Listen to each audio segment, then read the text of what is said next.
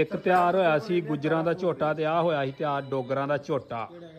ਤੇ ਡੋਗਰਾਂ ਦਾ ਝੋਟਾ ਚੱਲ ਚੁੱਕਿਆ ਜੀ 81 ਘੰਟੇ। ਤੇ ਮੈਂ ਹੁਣ ਟਰੈਕਟਰ ਦੀ ਮੁਕੰਮਲ ਤੁਹਾਨੂੰ ਤਫਸੀਲ ਦਿਖਾਲਦਾ ਜੀ। ਪਹਿਲਾਂ ਮੈਂ ਤੁਹਾਨੂੰ ਮੀਟਰ ਚੈੱਕ ਕਰਵਾਉਣਾ ਵਾ, ਬਾਕੀ ਜ਼ਿਮੀਦਾਰ ਦਾ ਫੀਡਬੈਕ ਔਰ ਮੁਕੰਮਲ ਵੀਡੀਓ ਸਾਡੇ ਚੈਨਲ ਤੇ ਮਿਲ ਸਕਦੀ ਹੈ ਜੀ। ਆ ਦੇਖ ਸਕਦੇ ਡੋਗਰਾਂ ਦਾ ਝੋਟਾ ਜਿਹੜਾ 81 ਘੰਟੇ ਚੱਲ ਚੁੱਕਿਆ ਵਾ। ਔਰ ਇਹ ਝੋਟੇ ਨੂੰ ਫਿਲਟਰ ਵੀ ਇੱਕ ਫ੍ਰੀ ਮਿਲਿਆ ਵਾ। ਇਹ ਝੋਟੇ ਦਾ ਕਹਿ ਲਓ ਵੀ ਉਹ ਟਾਲੀ ਆ ਗਲ 'ਚ ਪਾਉਣ ਵਾਲਾ। ਆ ਪਹਿਲਾ ਜੀ ਇਹਨੂੰ ਲੱਗਾ, ਇਹ ਹਜੇ ਤੱਕ ਚੋਕ ਚਾਕ ਨਹੀਂ ਆਂਦੇ ਹੋਇਆ। ਉਂਝ ਕੰਪਨੀ ਨੇ ਸਾਨੂੰ ਜਿਹੜਾ ਨਵਾਂ ਇੰਪੋਰਟਡ ਫਿਲਟਰ ਉਹ ਵੀ ਦੇ ਦਿੱਤਾ ਸੀ। ਬਾਕੀ ਇਹ ਟਰੈਕਟਰ ਦੇਖ ਸਕਦੇ ਤੁਸੀਂ, ਲੀਕੇਜ ਸ਼ੀਕੇਜ ਜੋ ਵੀ ਤੁਹਾਡੇ ਸਾਹਮਣੇ ਹੀ ਆ। ਬਾਕੀ ਤੁਹਾਨੂੰ ਬੈਕ ਸਾਈਡ ਤੋਂ ਦਿਖਾ ਦਿੰਦੇ ਆ ਜੀ। ਆ ਸਿਸਟਮ ਸਾਰਾ ਇਹਨੂੰ ਉੱਥੋਂ ਲੱਗ ਕੇ ਆਇਆ ਸੀ ਮਾਰਕੀਟ ਲਾਹੌਰੋਂ ਹੀ। ਇਹਦੀ ਮੈਂ ਉਦੋਂ ਵੀ ਦੋਸਤਾਂ ਨਾਲ ਵੀਡੀਓ ਸ਼ੇਅਰ ਕੀਤੀ ਸੀ। ਆ ਹੁਣ ਤਕਰੀਬਨ 81 ਘੰਟੇ ਚਲਾਇਆ ਇਹਨਾਂ ਨੇ, ਦੇਖ ਸਕਦੇ ਤੁਸੀਂ ਟਰੈਕਟਰ।